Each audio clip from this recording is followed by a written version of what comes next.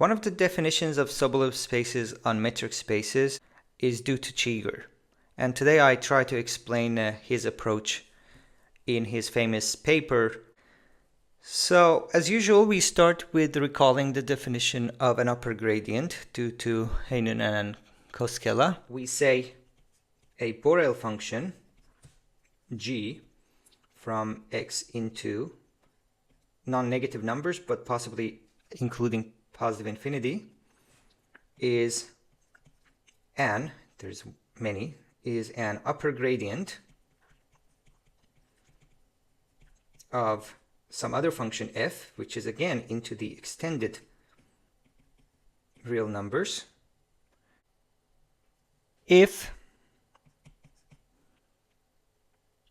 for every pair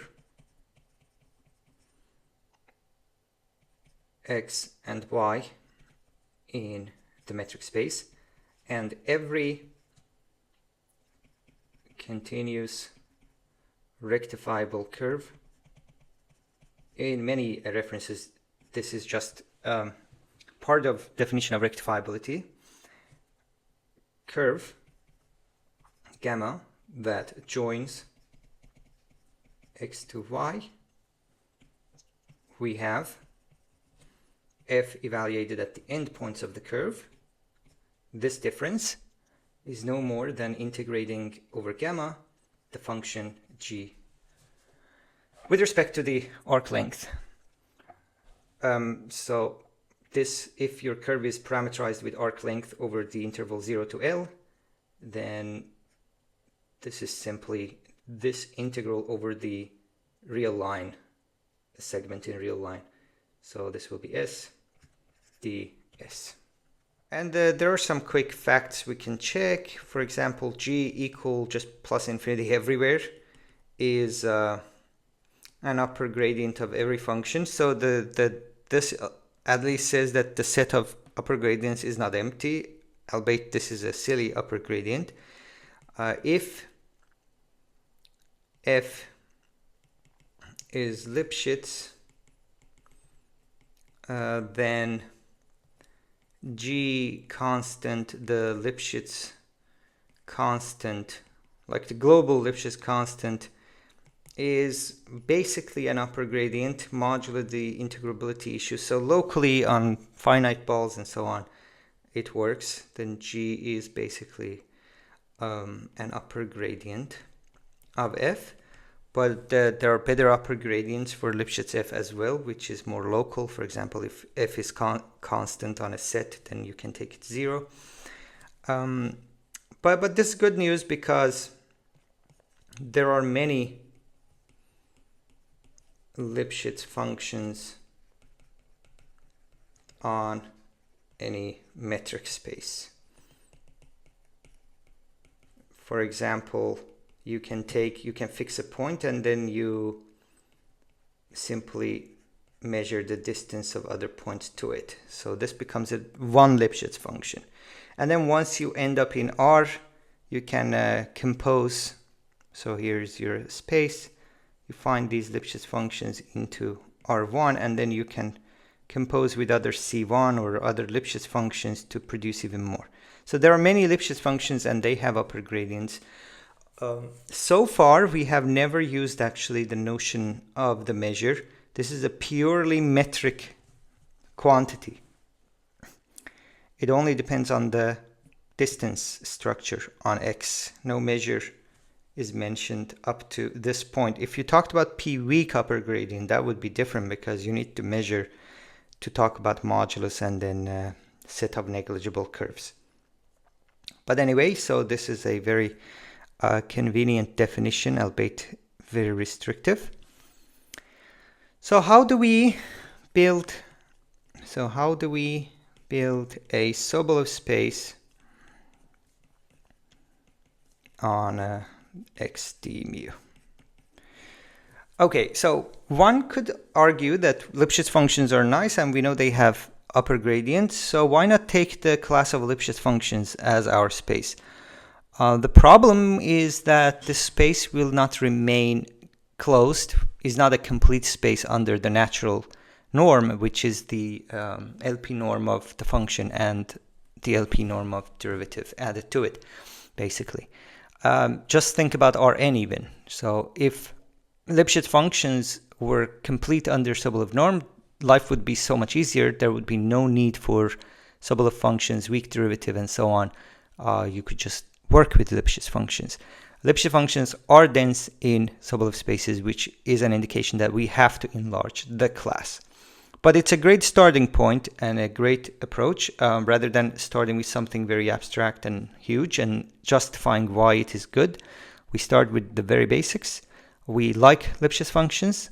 We want to work with them, only with them as much as possible. But if we have to, then we just increase the class. And that is what happens with the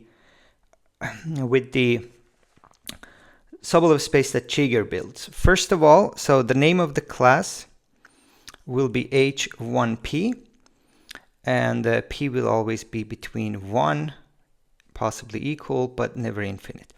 So how do we build H1P? So this space will include Lipschitz functions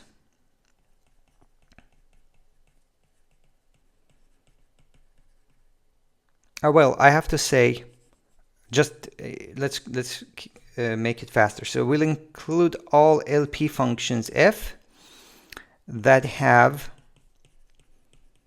upper gradients that are, again, p integrable, again in LP. Okay, so if you have a function f which happens to have an upper gradient and both are in LP, we want to include them in our H1P. But then we have to kind of complete this space, close this space off. If, well, the definition, this is not exactly how it's written in the paper, I will explain in a second, but the definition is that H1P is, as a set, let's say, is all f in LP for which there exists sequence fi of LP functions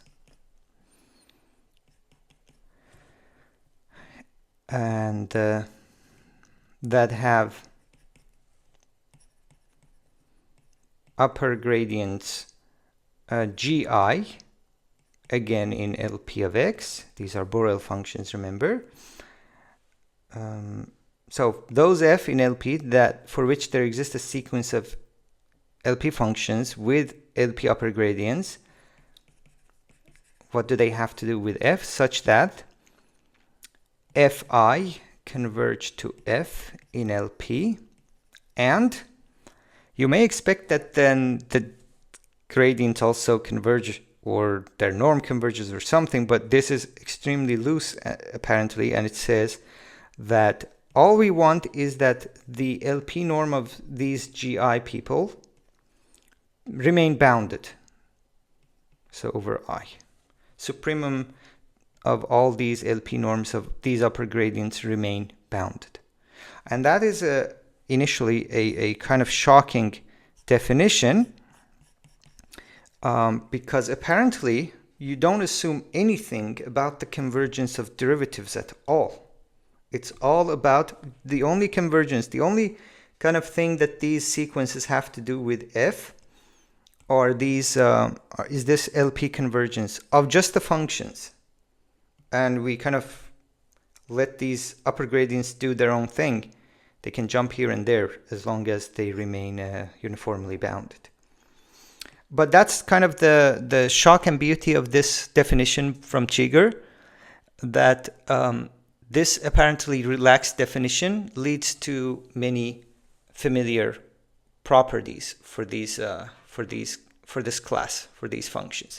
So I define this as a set, but usually we want a normed space, actually a Banach space from a Sobolev space, and that's why we equip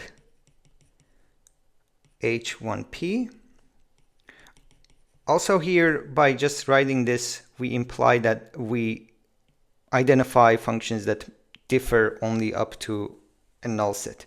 So anyway, we equip h1p with the norm, which has to actually be confirmed why it is a norm. But so we write h1p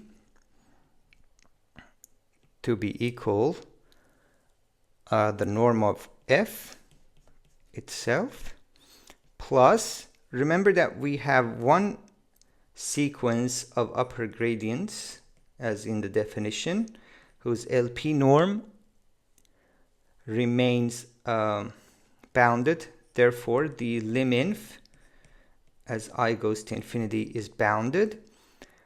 But then we also take another minimization. So we do this over all choices of such GI. So we look at all possible GI that appear as such, and then we look at the infimum possible that we get. So this is claimed to be a norm, and now we have a normed space. You also have to, for this, confirm that actually this is a vector space. If you add two functions, if you have two f of this type, then their addition is again in this class, and that you can multiply by a scalar, which is the easier version. All of these follow from properties of upper gradients, basically. Okay, so what happens in talks, and when people give a talk and they don't have enough time, the way they start will be just go directly to this, and that is usually quite too much to absorb for someone who's seeing it for the first time. That they just say, hey, Cheeger space is the space of all f in LP such that this thing, this creature here, the norm is finite. Which is actually how it's defined in the paper as well. But if you unpack the definition, it just says that there is one sequence of upper gradients whose LP norms remain bounded.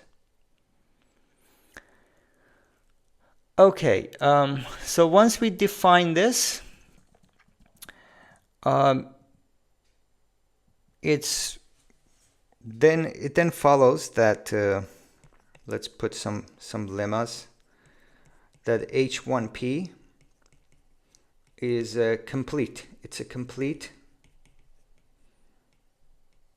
vector space, normed vector space. So it becomes a Banach space, which is one of the main requirements of any notion of Sobolev spaces. This is the main reason why, again, I explained in the beginning, why we leave our favorite smooth class, C1 class, or Lipschitz class, just to have this closure. And that means with this definition, this lemma says you don't need to include any more functions. They will serve you well enough. But now there is the question of, there's the other, now follows from this, from such relaxed definition, okay, you build something quite easily, elegantly, and but then the question becomes, what creatures are in this space? Okay, do f in h1p have any notion of a derivative? Because after all, we expect that Sobolev functions to have derivatives in some sense. If you follow the Newtonian space, they have p-weak upper gradients. If you follow High-Wash space, then the gradients are built into the definition. But how about these creatures arising as limits? Do they have any derivative? The first observation is that the notion of upper gradient is very unstable under limits. Even if so, if you change your function f at one single point on a null set to a new function, which are equal in LP but technically different functions, then this may fail to be an upper gradient anymore. Take just the function completely 0 and g completely 0. This is upper gradient of that. But if you change the value of f at one point to say 1, now you need to drastically change this g so that curves that end up at 0, they end up having positive integral. So you have to include a g that kind of blows up near the 0. I've done this exercise before, actually, in my discussions of upper gradients and Newtonian spaces. So this, you could take a constant sequence of f that converges to this, and then you see that the limit of upper gradients, even if it exists, is no longer necessarily an upper gradient. So there is very little hope, almost no hope, for retaining upper gradient property.